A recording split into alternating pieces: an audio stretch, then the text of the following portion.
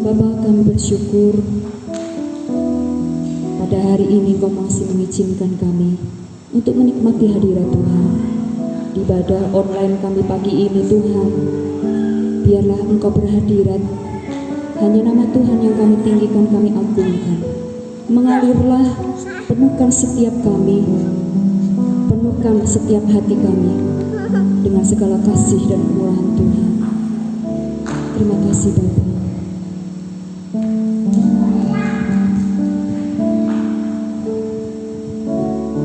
Bagaikan tanah kering yang merindukan air, demikianlah jiwaku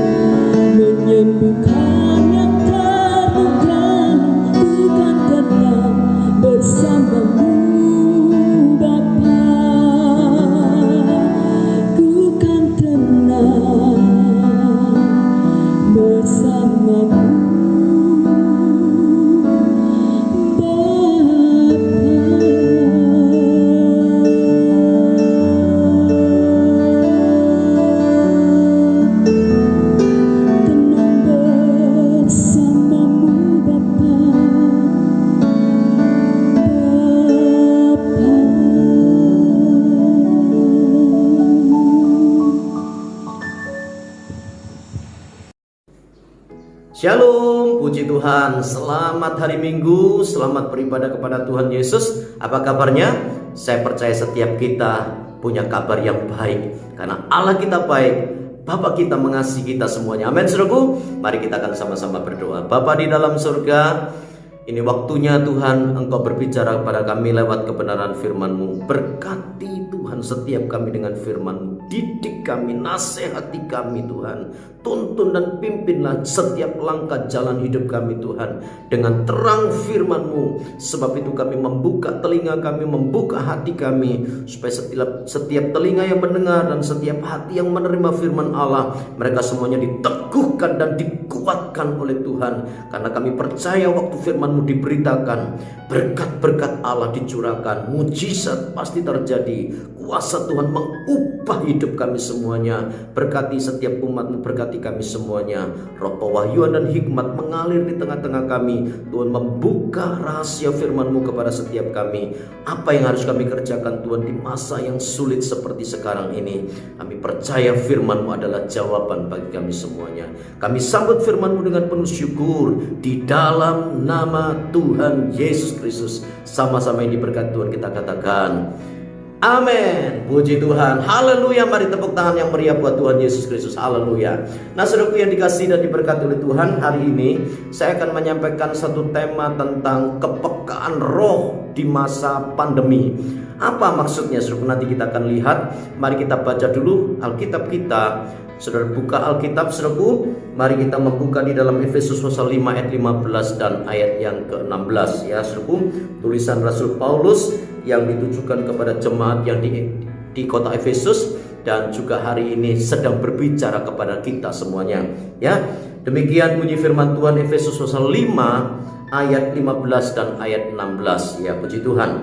Karena itu perhatikanlah dengan seksama. Tuhan mau kita memperhatikan dengan seksama, dengan teliti, dengan sungguh-sungguh ya, bagaimana kamu hidup.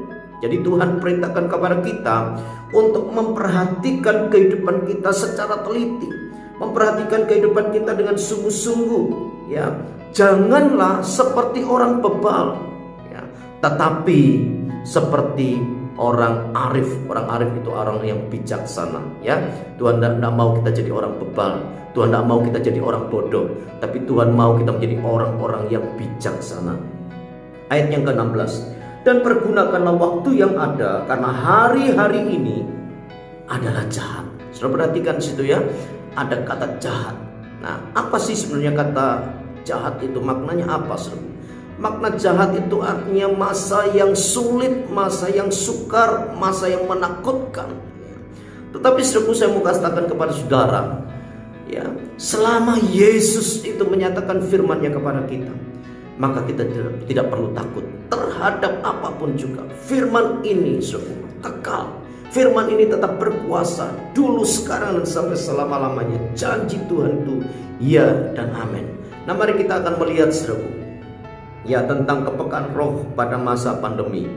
Saudaraku, sejak tahun 2019 akhir ya saudaraku, di Wuhan, Cina, kita dikagetkan, dunia tersentak dengan sebuah kabar dan berita, yaitu tentang adanya virus COVID-19 ya. Puluhan orang, ratusan orang di Wuhan tiba-tiba terjangkit, terpapar oleh virus COVID-19 ini. Dan mereka berjatuhan, mereka bergelimpangan dengan cepat ya. Virus ini kemudian menyebar ke seluruh bagian dunia, termasuk di Indonesia. Nah, saudaraku, pada akhir Maret tahun 2020, pemerintah Indonesia secara resmi mengambil keputusan kebijaksanaan untuk menangani penyebaran atau mencegah virus COVID-19 ini dengan membatasi semua kegiatan masyarakat yang berpotensi mendatangkan kerumunan atau pengumpulan massa ya, atau yang kita kenal dengan istilah PSBB. PSBB itu adalah pembatasan sosial berskala besar. Nah, bahkan Pak Jokowi berkata kita harus berdamai dengan corona. Nah, lalu pertengahan pada bulan Mei 2020, Pak Jokowi, Presiden Republik Indonesia, mengumumkan ya supaya kita menggunakan istilah new normal. Apa yang dimaksud dengan new normal? New normal adalah skenario untuk mempercepat pencegahan penularan kesehatan kita dari COVID-19 dari aspek kesehatan, dari aspek sosial maupun dari aspek ekonomi. Nah, di masa pandemi seperti sekarang ini banyak orang mulai takut, banyak orang mulai dikuasai dengan roh kegentaran, roh kecemasan, dan juga roh kekhawatiran, takut kalau terpapar, takut nanti tertular, takut nanti terinfeksi dengan virus COVID-19. Itu sebabnya yang dikasih Tuhan, roh ketakutan ini kemudian menguasai manusia. Nah, itu berbahaya sekali, Tapi dengan tegas saya mau katakan kepada saudara lewat kebenaran firman Tuhan hari ini, bahwa Tuhan itu menjamin firman-Nya. Tuhan itu pasti akan menggenapi setiap janjinya. Tuhan berjanji melindungi kita. Terimalah janji perlindungan Tuhan. Tuhan berjanji memelihara kita di masa sukar. Terimalah janji Tuhan, bahwa Tuhan sanggup memelihara kita bahkan di masa-masa yang ekstrim seperti sekarang ini. Daripada kita takut membicarakan bahaya COVID dan kemudian kita terus diteror oleh roh ketakutan itu, dan itu akan membahayakan hidup kita sendiri.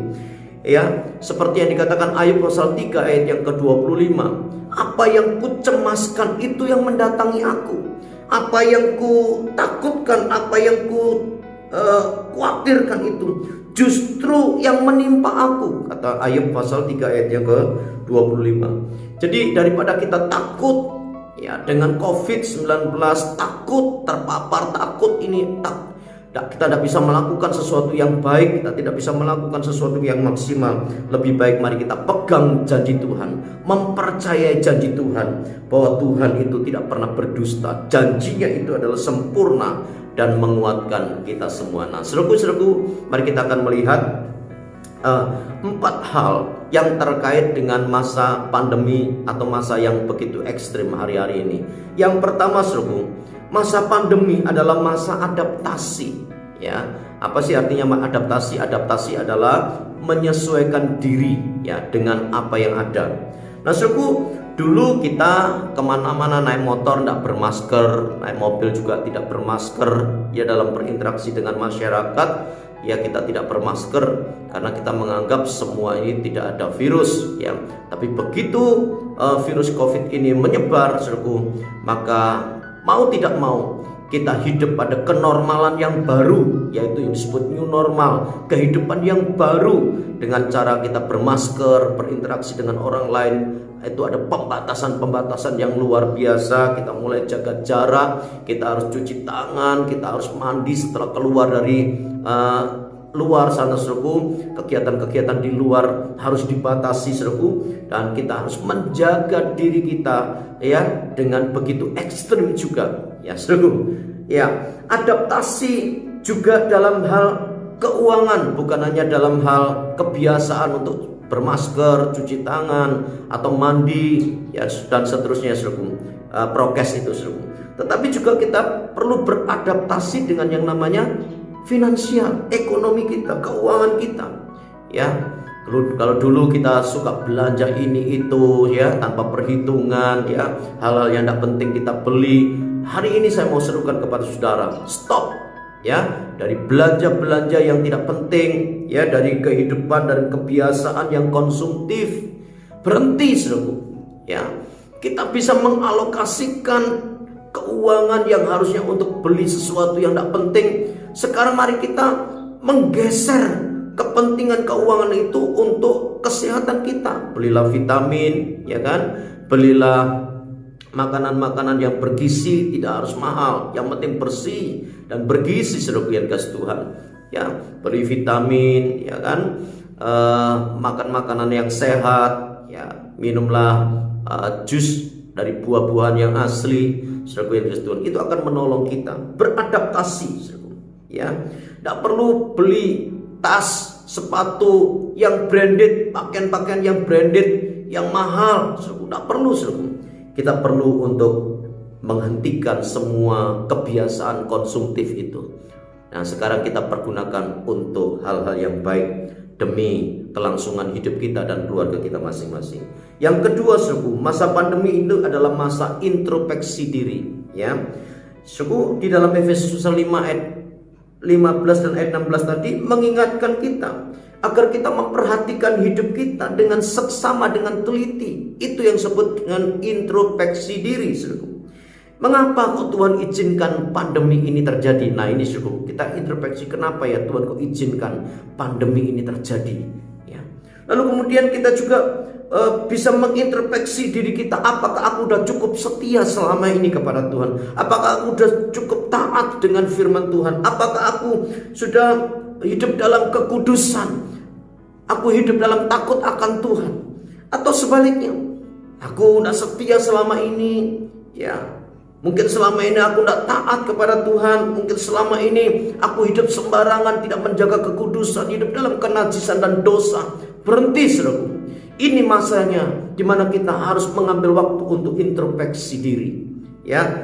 Sebab apa, saudaraku? Sebab pada saat kita introspeksi diri, refleksi diri, ini akan membantu kita, ya, untuk memperbaiki diri agar kita menjadi pribadi yang semakin berkenan dan menyenangkan hati Tuhan. Yang ketiga, saudaraku, ya, masa pandemi adalah masa pemurnian atau masa penampian. Yesaya pasal 48 ayat yang ke-10 berkata seperti ini, saudaraku. Sesungguhnya aku telah memurnikan engkau, namun bukan seperti perak, tetapi aku, kata Tuhan, telah menguji engkau dalam dapur kesengsaraan. Saudaraku, Tuhan seringkali menggunakan masa kesengsaraan itu sebagai alat untuk pemurnian hidup kita, memurnikan iman dan percaya kita kepada Tuhan.